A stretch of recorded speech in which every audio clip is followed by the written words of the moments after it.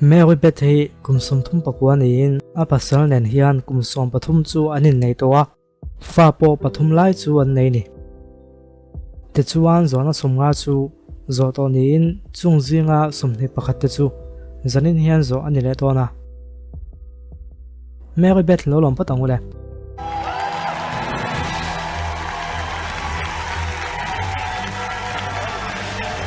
How you feeling?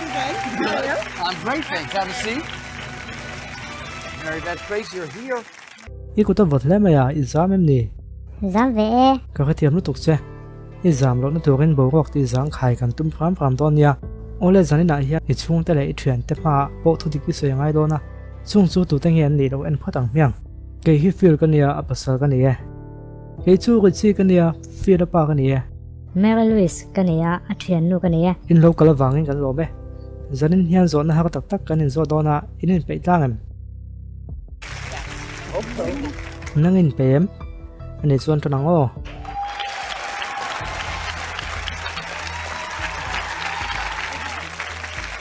This is it. level 1 kan tananga level 1 a hian zo na pe kom do na iti tur chu dik taka chan vek kha ni maya te chuan de lo sing kha te lo mai do na ni te chuan a mai chan da nang lo dewa chani do ni point I thlak thleng thei tho ni engpon ni se film khong che thodik chau soila paisa chui lo mai do ni fine zang ni kha Papa pathum in lama chu ni boi don chu yon ha chol pa ni mai rom to nia he ka ha chol pa chu ni mai hi Question 1. pakhat na do ga ithil trick ifa ten hena I petuem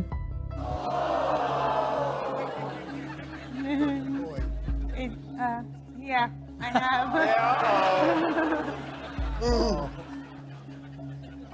That answer is true. pakhat na chu kan zo wa a ola tong kan tran thuina ma se kha a hang hal tran ko maya engei trick chu lollipop te poni thea le khabu pang pa ti te atam theng nia ma se a eng tak chu ngei rak I sui them ka se me the do a theng fo wa feel he thil tung chang hi hriat pui zong ani mi lo mo feel of it kan ta ni lo kan kol nual don ani chuwa Yeah. pakhat an zo to wa adang panga hian kal la don teang threnom thatak ni em kan ni rom ni ka ti kang thel tu pola volunteer in itel ti klo khia chu wangin in ha tang chuan threnom tha chi in ni ang khop mai talo me Question 2. panhina mi thil engemo akan chia theinan mei hal to em Oh my goodness. Yeah. You have. Yes, I have. That answer is true. That's 2. eng do nia mi pakhat nen kan ti thiam lawa te chuan athil pakhat ka lak saka ka hal cheve ka chu mole kang thel tu pola in volunteer chu enge no mi tin a chan le khotlang ta na kan tha kan chwa ve hi no ma ani le mi panna de ni na langa nang mai chen ni chia nom lo de na te om lo mo tlang pui mi pa ho son fel ang renga anon reng mai Question 3. pathum na kang thel pola in volunteer chan hi I pasal ni lo mi padang mit lak hi du wang ni em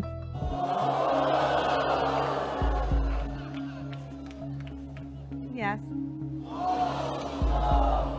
That answer is true.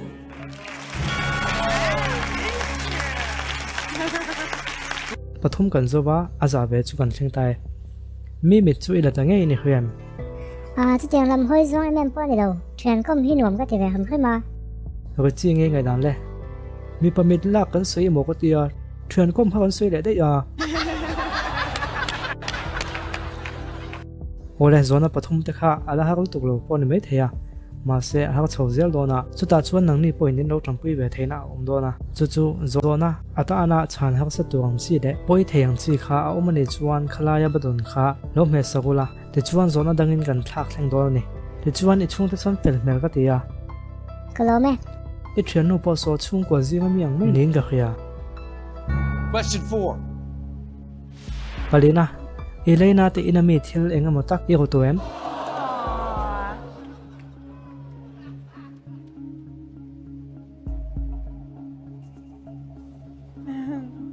Aw. Yes, I have. That answer is true. 4 truthful answers. fi le khiat puyem o khre puye kapi te inami khan nei ngai ka ring Nia thil mai po ni lo thil poi tak nin ka kha cha ta ni. Okay. engpon ni se pali kan zowa panhi che chana ngai ta e kang thel tu pola tel tu hian qualify ngai thil te om velo mo Ko ten la physical test bal tlang ve nga ya. a ha don chu Nia thil som tak chu ani big lo. Question 5. pangana Red Cross First Aid Test a khan itlin theinan ian tonem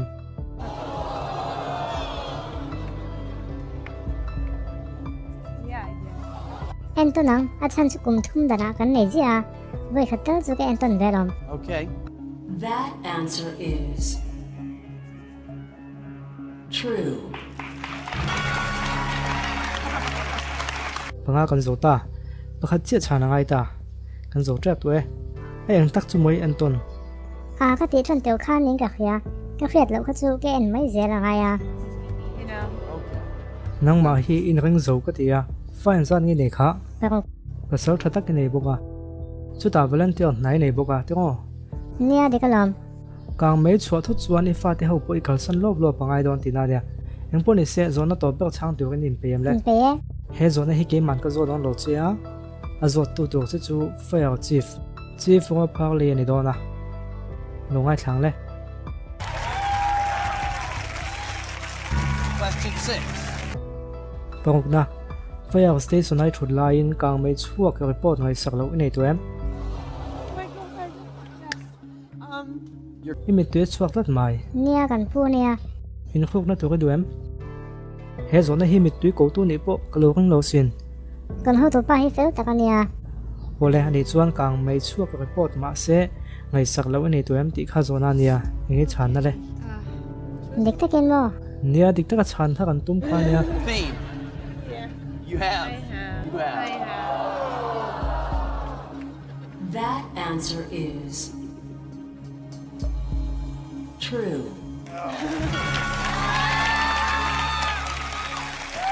$10,000 is yours.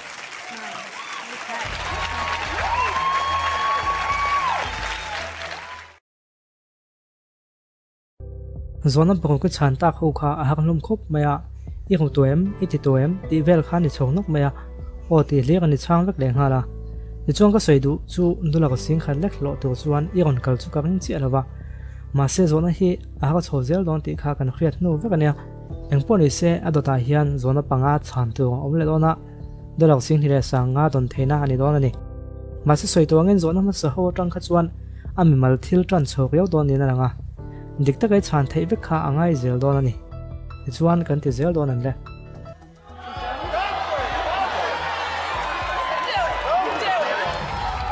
Try. ti zel du mo ani chuan level 2 tran le don ang le $25,000.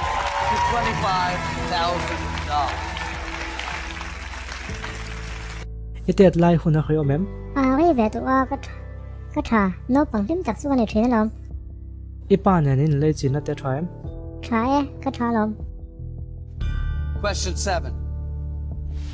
pasarina mi pa lo ne ta zok la ipa khan a mangai deuh zok si ringem She knows. She's gonna cry. She's gonna cry.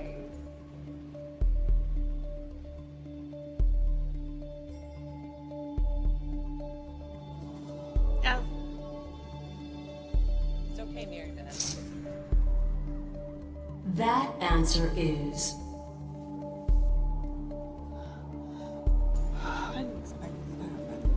Don't worry. Don't worry. You just tell them the truth. True. Why do you think Nga ting he chu tiang ngai dan chui nei. Ka una pa ne na min en dan wang mo le. Ka una pa le ke hi min en dan khain ang lo ma. Chu wang mai chu mo le. Tuna chuan hei pa thak nei to a. Ro chi hian a do chem. O te wang mai. Question 8. Pariat na. I pasal nu khan inin nei thei do nan ma ala ni ni khrem.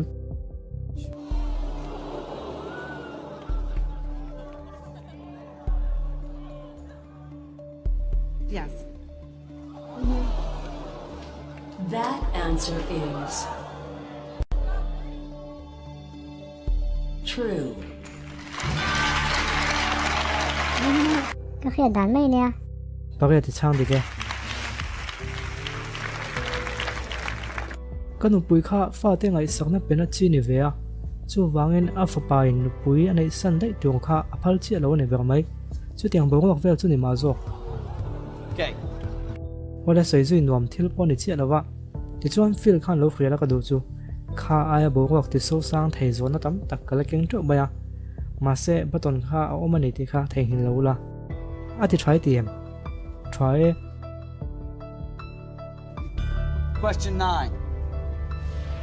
pakwana I pasal hian sum a tho chuan hnem tok lo wanga then mai tumna I nei to em.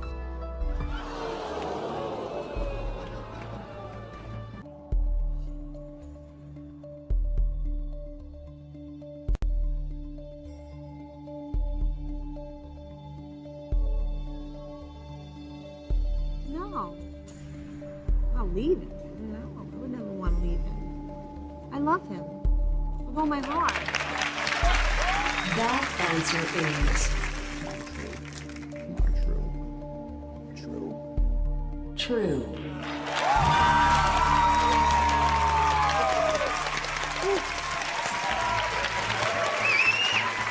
Poisa wang mai mai na kal san don lo che ti khret chu nuam vi wanga nuam te rang mai.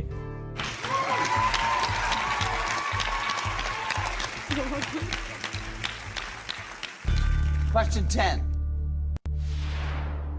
Somna inin nei nu hian I pasalin ti sa taka a hip na che hi a tla niam to em. I'm ready to hit the button. Since we've been married, La niam em mo. Niam lo ve, niam lo. That answer is Come on. I don't want to see red screen. I want to see a red screen. Come on. Come on. false. Oh, now.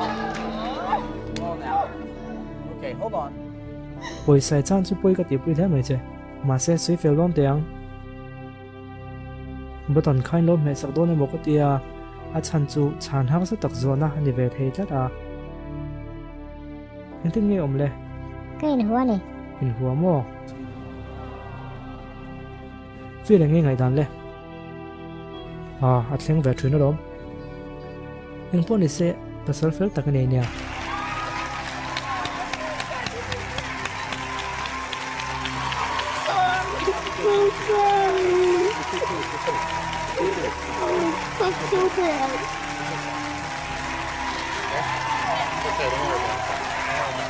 Sunatan chuang kha te zong kha ni le pho se. Theo to zong zong te anin mulai vek don nia.